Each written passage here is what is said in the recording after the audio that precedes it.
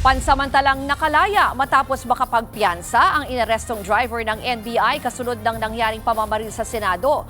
Pinabulaanan niya ang mga paratang at giniit na wala siyang hawak na baril nang magkagulo. May Express report, si Nina Ongpauco.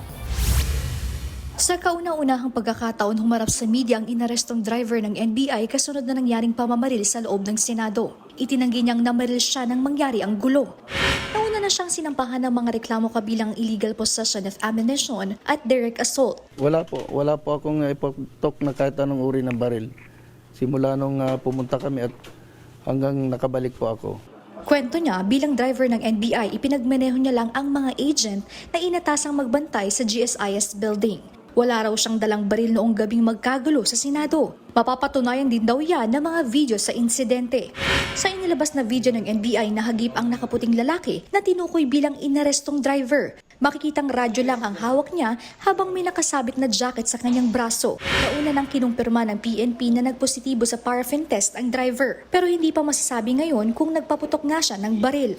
Samantala, kinumpirma naman ng driver na bumalik siya sa GSIS building matapos mapag-utusang kunin ang isang naiwang bag. Doon na siya inaresto at dinala sa istasyon ng pulis. Kailangan na makuha dahil may mga gamot na laman.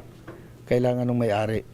So, wala akong agam-agam na sinunod yung utos at bumalik ako mag-isa. Desidido naman ang abogado ng driver na magkontrademanda sa umaresto sa kanyang kliyente. So far, we're still collating evidence kasi ang dami nga namang ebidensya dito, daming CCTV and daming witnesses.